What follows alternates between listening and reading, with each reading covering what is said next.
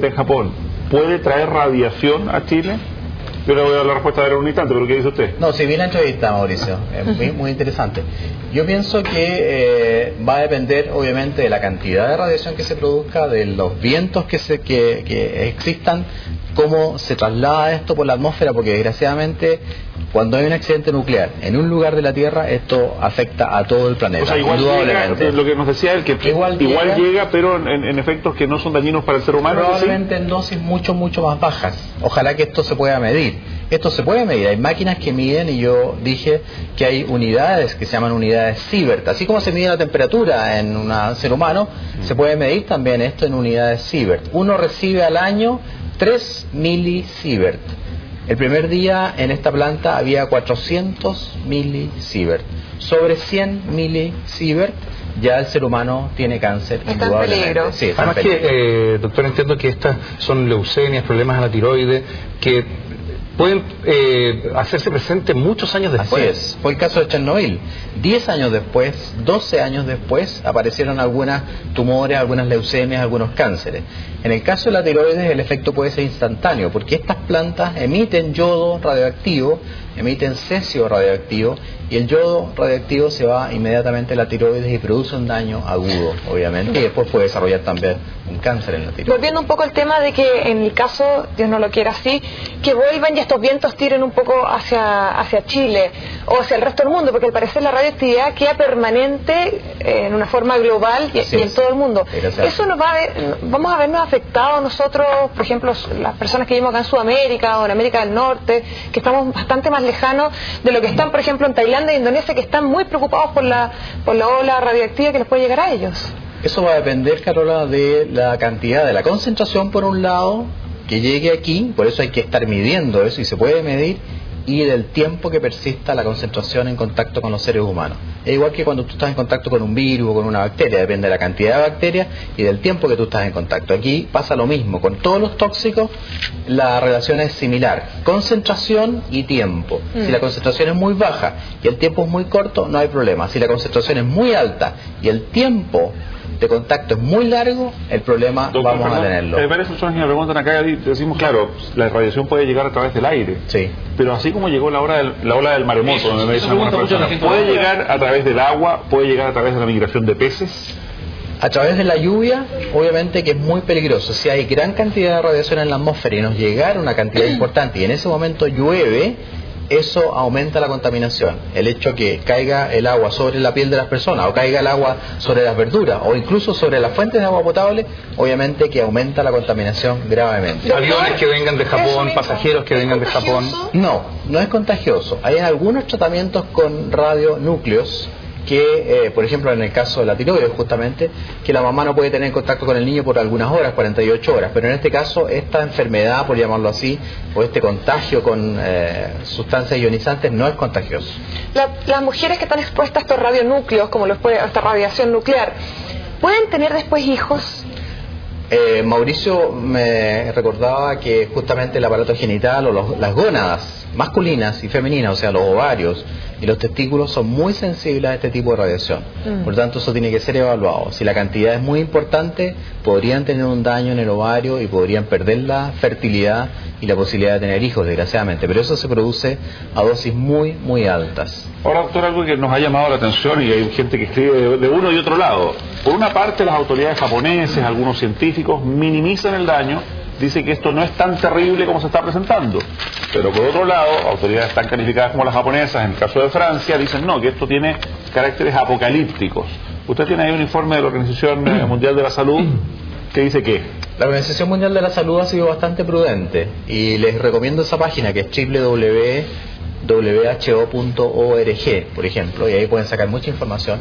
Ella ha sido bastante prudente porque el manejo que ha hecho Japón ha sido bastante efectivo según la Organización Mundial de la Salud. Ahora, como yo les decía, uno recibe al año 0,3 como máximo, entre 0 y 3 sustancias radioactivas, milisievert, gracias. Y en Japón el primer día hubo 400, y se sabe que sobre 100 se produce cáncer. Por lo tanto, obviamente, el impacto inicial fue muy importante, muy grande, y eso es lo que hay que estar monitorizando. Afortunadamente esto se puede medir. Doctor, ¿quiénes son más vulnerables? Dicen que la gente más joven es más vulnerable. Nosotros somos muy vulnerables, los más jóvenes. Los más jóvenes. Los niños, muy vulnerables. Las mujeres embarazadas, muy vulnerables. ¿Cuál sería la explicación de eso? Que el organismo que está en formación o que está en crecimiento, que está con un metabolismo, la mujer embarazada tiene un metabolismo muy acelerado, capta mucho más o ingresa con mucho más rapidez y se reparte mucho más rápidamente la radiación ionizante en el organismo. Pero eso es por el desarrollo celular que tienen de repente los niños que están en pleno desarrollo y creando células. ¿Esto de alguna forma degenera un poco la célula?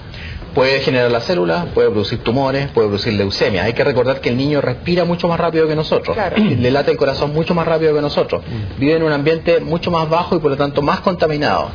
Eso se llama pediatría ambiental, que yo lo he nombrado acá, y esto obviamente está muy relacionado con las enfermedades producidas por el ambiente. El niño es muy susceptible a este tipo de problemas y la mujer embarazada también. De hecho, el yodo radioactivo se acumula mucho más en la tiroides del feto que de la mamá embarazada, por eso es tan grave.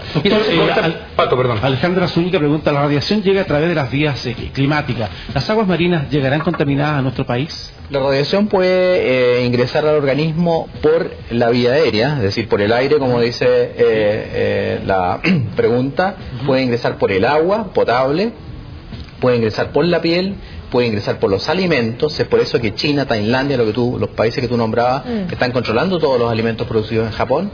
Desgraciadamente puede ingresar por cualquier vía, aérea, piel y digestivo. Doctor, veíamos que... Me parece, un dato bien interesante. Nos escribe a través de Twitter y quiero mencionarlo con nombre y apellido: Fernando Mujica. Él es ingeniero aeronáutico y máster en ingeniería nuclear del MIT. Nos escribe desde Valdivia y me pide recordar que las bombas atómicas francesas de Mururoa estaban mucho más cerca de Chile geográficamente y según él no llegó material radioactivo a Chile. Gracias, Fernando, pero además de su testimonio hay una pregunta que hace Francisco desde el punto de vista médico.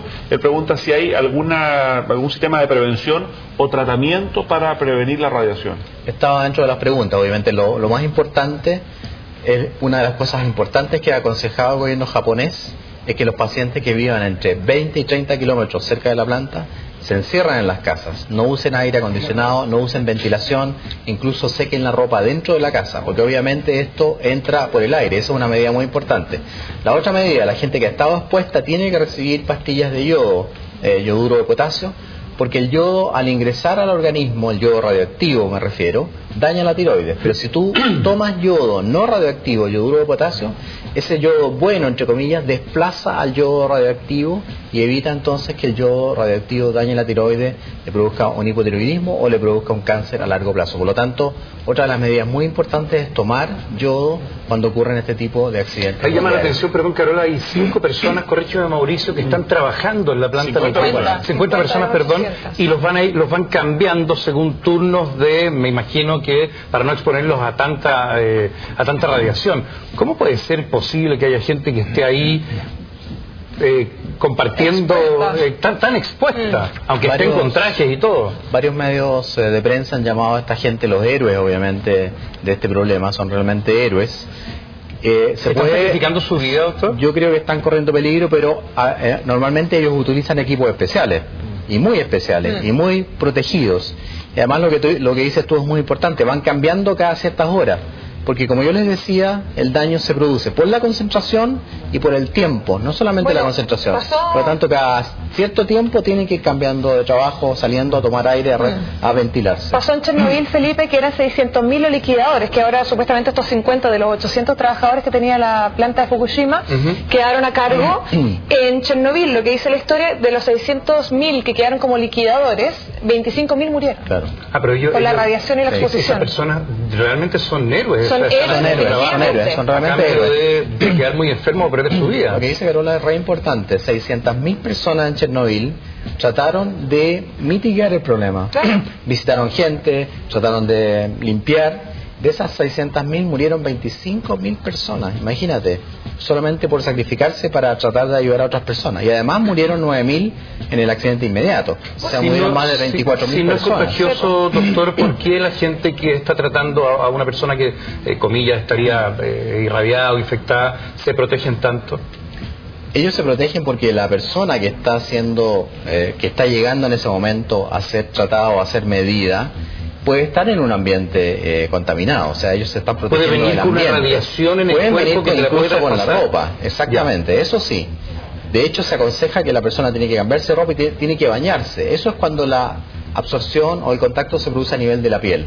Cuando hay una contaminación por la piel, el sujeto tiene que sacarse la ropa inmediatamente y bañarse con agua y jabón para evitar la absorción. Si alguien le da un beso a alguna persona que está con esa radiación, si tiene los labios contaminados con polvo radioactivo, claro que puede, en ese caso también, pero eso, entre comillas, en el minuto que está recién contagiado, después a lo largo del tiempo, después de 10 años, por ejemplo, de después de 10 años, después de varias horas incluso, el elemento se va desapareciendo. Aquí hay un problema así muy grave, que estos átomos, algunos tienen una vida media de milisegundos, o sea, en un segundo desaparecen, pero otros tienen una vida media de millones de años, y por eso es que este tipo de sustancias se usan para medir también la edad. Acuérdense que cuando se descubre un hueso de un fósil o un ser humano, se mide la edad, exacto, con métodos radioactivos, porque hay átomos que duran millones de años. Doctor, me preguntan por Twitter, Amelia Schuller dice: las personas que sufren de cáncer están más expuestas o pueden empeorar ante una situación como esta. Desgraciadamente sí, porque si una persona tiene un cáncer y está con su sistema inmunológico alterado, si recibe un nuevo golpe, un nuevo ataque, obviamente que puede tener un agravamiento, puede tener una recaída o puede agravarse el cáncer, desgraciadamente sí. Son elementos que alteran profundamente la mitosis, o sea, la multiplicación celular a todo nivel.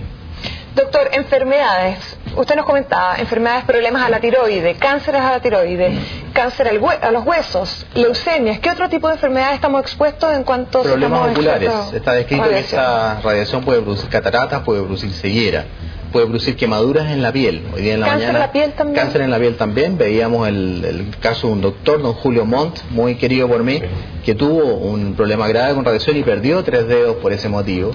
Es decir, el daño es masivo. El daño más importante, sí, lo primero que ocurre son náuseas, vómitos y diarrea, porque el tubo digestivo tiene que reproducirse muy rápidamente.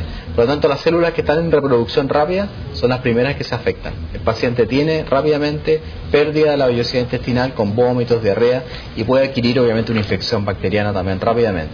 Todos los órganos que estén reproduciéndose rápidamente van a tener más daño, por eso el niño es mucho más susceptible. ¿El sistema inmunológico se ve afectado? El sistema inmunológico se ve muy afectado porque la médula es la que produce gran cantidad de células que son los linfocitos, los leucocitos, que se encargan de las defensas. Por lo tanto, si hay una aplasia medular, si los glóbulos blancos desaparecen, el sistema inmunológico se ve inmediatamente afectado y estas personas sufren infecciones Macarena graves. Hernández pregunta: tengo una amiga en Japón, está embarazada de 4 meses, vive a 200 kilómetros del reactor. ¿Cuáles son los peligros para su guagua?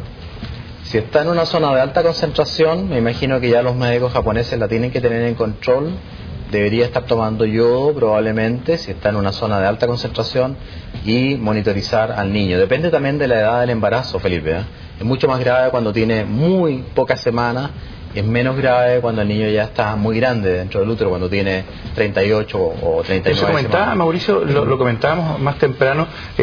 Tokio queda a 240 kilómetros aproximadamente de estos reactores nucleares, claro, y que ya se está midiendo algo de radiación en el ambiente. ¿Podría llegar a evacuarse una ciudad tan grande y tan importante como Tokio? Bueno, hay normas para eso. De hecho, yo había traído una publicación también que tiene que ver con la Organización Mundial de la Salud, donde uno puede ver, incluso están en español, colección de normas de seguridad del Organismo Internacional de Energía Atómica.